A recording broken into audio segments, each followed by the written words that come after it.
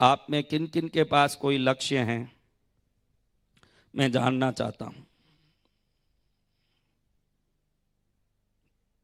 थोड़ा हाथ उठाएं जिनके पास लक्ष्य है। मैं आपसे निवेदन करूंगा कि आप अच्छे से महीना 6 महीना विचार करें, मैं जन्मा क्यों हूं, इतनी इंडिविजुअलिटी ईश्वर ने हमको क्यों दी। आप देखो, टमाटर का बीज डाल के आज तक उसमें से टमाटर टमाटर ही आ रहा है, आपिल का बीज डाल के आज तक आपिल आपिल ही आ रहा है। और हम हर व्यक्ति चेहरे से अलग, मुंह से अलग, थंब इंप्रेशन से अलग। यानी ईश्वर चाहता है कि हमारे में कुछ तो इंडिविजुअलिटी और स्पेशलिटी हो। तो आप वो इंडिविजुअलिटी स्पेशलिटी को जब तक नहीं समझेंगे, अनंत बार जन्म लेके उस इंडिविजुअलिटी को प्राप्त करने के लिए चक्कर लगानी पड़ेगी।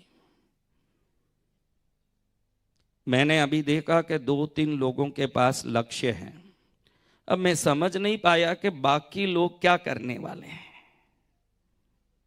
है? बाकी लोग क्या करने वाले हैं?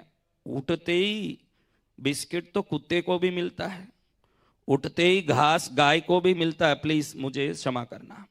उठते ही गाय को घास मिलता है, उठते ही बिस्किट कुत्ते को मिलता है। अगर हम उठ के खा लें, न रात में सो जाएं, न फिर उठें, न फिर खाएं, न फिर सोएं, अगर यही करना है तो फिर इतनी विशेष मनुष्य जन्म को प्राप्त करके हमने क्या फायदा कर लिया?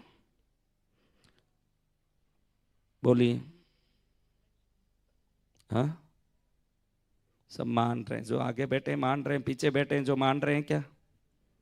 कौन कौन मेरी बात से सहमत हैं? तो अब मैं आपसे निवेदन करूंगा कि आप अपने लिए एक लक्ष्य बनाएं। देखो, आत्मा की सेटिस्फेक्शन, हमारी बहनों को पूछो तो ज्यादा मालूम है।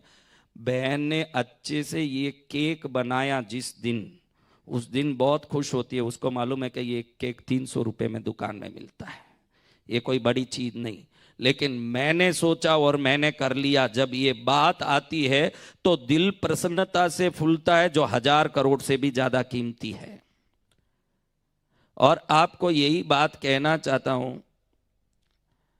कि अगर आप एक केक बना के या दुकान में कोई धंधा करके टारगेट पूरा करके इतना खुश होते हो, तो ये मन का आदत है कि वो कुछ सोचें और उसको कर लें तो वो बहुत प्रसन्न होता है। और अगर आपके पास लाइफ टाइम के लिए कोई डेस्टिनेशन है और सोचो कि अगर वो किसी दिन पूरा हो जाए तो इस दुनिया में सबसे खुशहाल खुश नसीब आप ही होंगे। इसीलिए लक्ष्य होना चाहिए। आपके जिंदगी में एक लक्ष्य इसलिए होना चाहिए कि 300 रुपए का केक क्या दुकान में नहीं मिलता है? आप करके कम से कम 20 सहेलियों को बताते हो कि मेरा केक बहुत अच्छा बना, तुम भी थोड़ा चख के देखो। वो केक ही आधा किलो का बना है, लेकिन 50 लोगों को थोड़ा थोड़ा चखवा देते हैं, क्योंकि वो खाएं वो हमारी चिंता नहीं है, मैंने कितना अच्छा बनाया ये मेरे आनंद का विषय है। तो मैं कई बार दुनिया को देखता हूं कि उनके पास कोई लक्ष्य नहीं है, कोई लक्ष्य नहीं है। मैं भी बचपन में ऐसा था, लेकिन फिर मैंने सोचा कुछ तो लक्ष्य होना, तो फिर मैंने एक लक्ष्य बनाया अपना, उस पर मैं चलता हूं। मेरा लक्ष्य है कि आप जैसे जितने प्रबुद्ध लोग हों या साधारण गरीब, मेरे पास एक वर्ष में कम से कम नहीं करो तो 3 करोड़ लोग आते हैं मेरे पास। एक ही कार्यक्रम में कभी 50 लाख 80 लाख लोग भी आ जाते हैं। तो मैंने ऐसे देखा कि व्यक्ति में हिम्मत नहीं है। कोई भी पद पर आप हो, कितना भी पैसा आप पर आपके पास हो, आपको एक डर सताता है, मैंने देखा है। वो डर कोई ना कोई अज्ञात कारण से भी हो सकता है। शत्रु का डर, कल मुझे क्या हो जाएगा, कोई चीज का डर, लिए हुए लोन का डर, कितनी बातें। और विश्वास भी पूरा नहीं है। सही है क्या? विश्वास पूरा नहीं है कि कल का दिन मेरा सुरक्षित है। सकारात्मक भी नहीं है, शब्दों का चयन भी सही नहीं है। बातों से ही हम अपनी कुदाली उठा के खड्डा खोदते रहते हैं, क्योंकि हरदम हम कहते रहते हैं क्या जिंदगी है, इतनी अच्छी जिंदगी कैसे हो सकती है इससे बढ़िया? जो सृजन द स्पार्क के संस्था में हैं और मस्त गाना सुन रहे हैं, इससे बढ़िया क्या जिंदगी हो सकती है जो चिंता करने की? लेकिन आप बोलो, आपको आपको एक बार तो मुंह से निकला कि नहीं क्या जिंदगी है? जब जिंदगी सही नहीं है तो अगले दिन आप पार्टियों में कैसे जाते हो? जिंदगी सही नहीं है तो आराम से मूवीज कैसे देखते हो? वो कहता है कि जिंदगी तो अच्छा है, शब्द गलत है। और ये गलत शब्द जरूर हमारे ऑरा फील्ड को निरंतर गलत करते हैं। मैं आप सबके भविष्य को ऑरा फील्ड से बता सकता हूं। आपके ऑरा फील्ड आपकी कहानी बताती है, खाली ये बहन की नहीं, सबकी ऑरा फील्ड है, अपनी अपनी ऑरा फील्ड सबकी है। हमारी बाई जो माता जी बैठी है, बोलना तो नहीं चाहिए, लेकिन उनको अपने परिवार के नीचे के लोगों में किसी व्यक्तिगत एक लोग की चिंता है, उनको कोई चिंता है, तो सबको कोई ना कोई चीज है। तो आपको मैं समझाना चाहूंगा कि आप अपनी जिंदगी के कुछ उद्देश्य बनाएं। लक्ष्य बोलें, उद्देश्य बोलें। मनुष्य जन्म उद्देश्यहीन हो तो इट इज नॉट गुड। आपके पास कोई तो उद्देश्य होना। मैंने एक उद्देश्य बनाया, आपको बताया, लोगों में हिम्मत दूं। मैंने सोचा ऐसे हिम्मत शब्दों से कैसे आएगी, मैं किसी को हिम्मत दूं। आप भी तो सबको हिम्मत देते हो, मरगत के घर में आप पहुंच जाते हो, चिंता मत करो सब भगवान हैं, लेकिन क्या उसको हिम्मत आ जाती है? तो मैंने सोचा साधना का बल होना चाहिए जिससे मेरे शब्द लोगों के अंतस्थल तक पहुंच के उनको ट्रांसफॉर्मेशन की ओर ले जाने की ताकत दे सके। तो मैं साधना का पूरा जीवन ही इसीलिए रखा कि लोगों में हिम्मत दूं, विश्वास उनको आए कि मेरे साथ ईश्वर हैं। संसार कैसा भी हो सकता है, अगर एक परमात्मा का ये विश्व है, अगर ये मानते हो तो आप ये भी मानोगे कि आपके माता पिता आपको बहुत प्रेम करते हैं।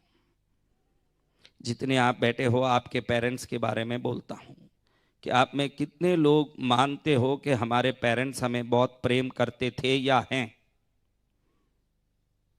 तो मैं बहुत सिंपली आपको कहना चाहता हूं, आपको सोचने के लिए निवेदन करता हूं कि आपके पेरेंट्स आपके पिता हैं इसलिए प्रेम करते हैं, माता हैं इसलिए प्रेम करते हैं।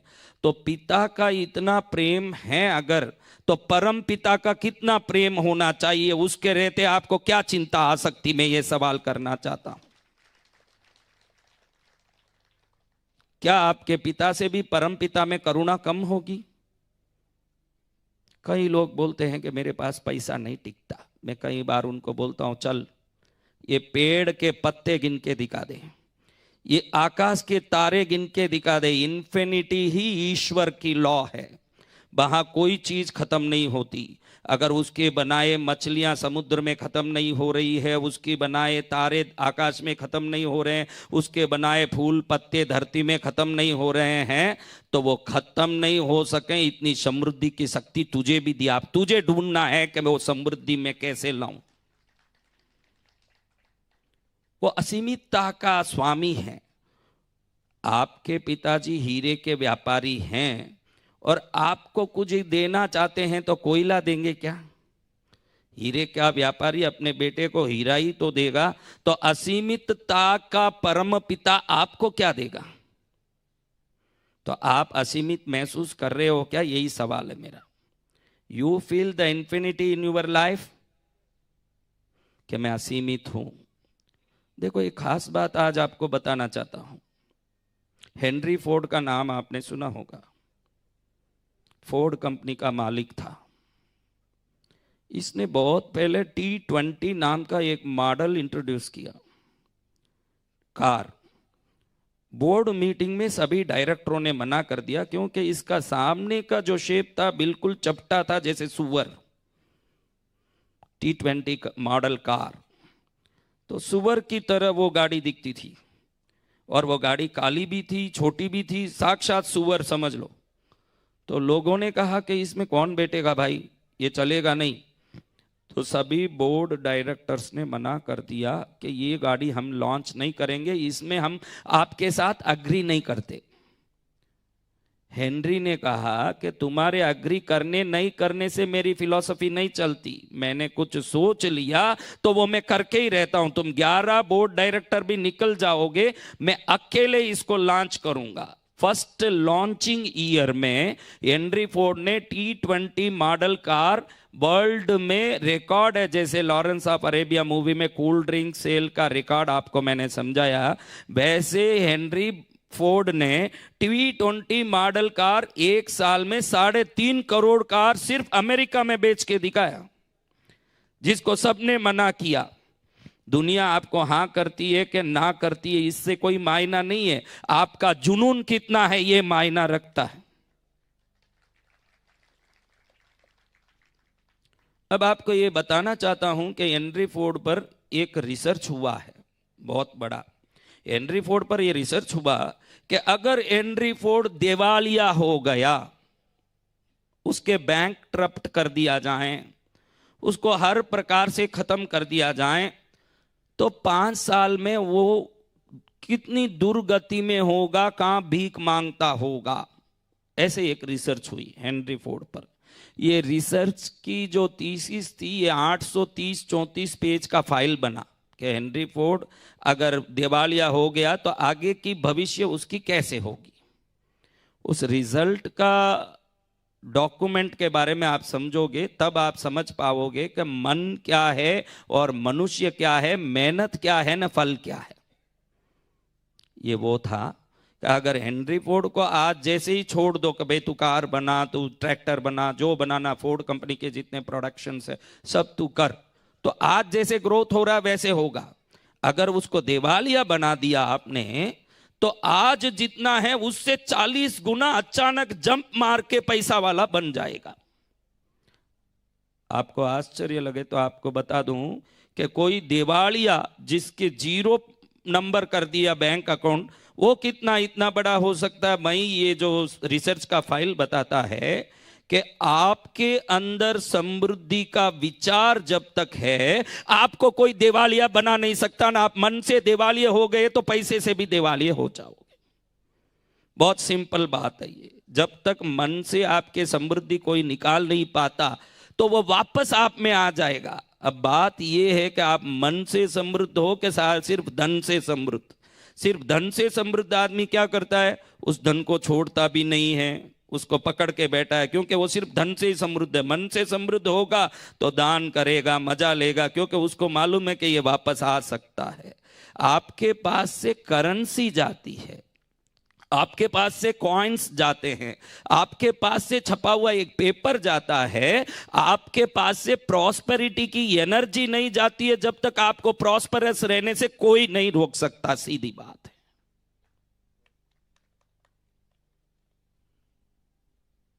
तो हमको यह सोचना पड़ेगा कि हमारे अंदर क्या विचारे हैं।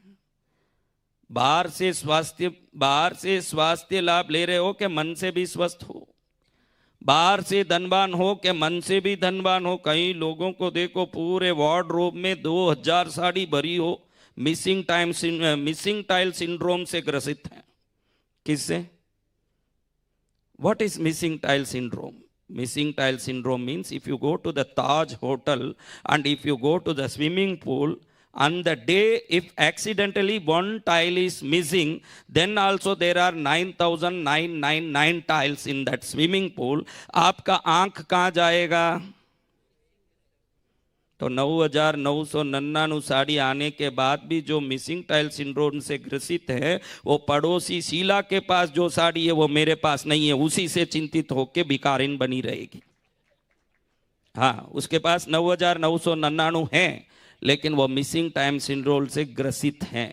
तो हर व्यक्ति इससे है। आपको बता दूं तो आश्चर्य ना लगे कि मिसिंग टाइल सिंड्रोम से 96% लोग 100 में ग्रसित रहते हैं।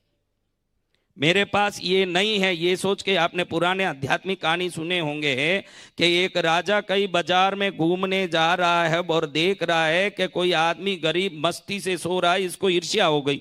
मैं इतना पैसा रखा हूँ, राजमहल दुनिया दौलत सब रखा हूँ और मैं परेशान हूँ, ये आराम से सो कैसे रहा। मंत्री जी ने ये एक आइडिया दिया कि इसको भी चिंता में डाल देते हैं महाराज, देखो अभी। तो मंत्री जी ने अगले दिन सुबह 999 सिक्कों का एक थैली उसके पास डाल दिया। अब वो उसको उठा के गिना तो उसमें था 999 सिक्के।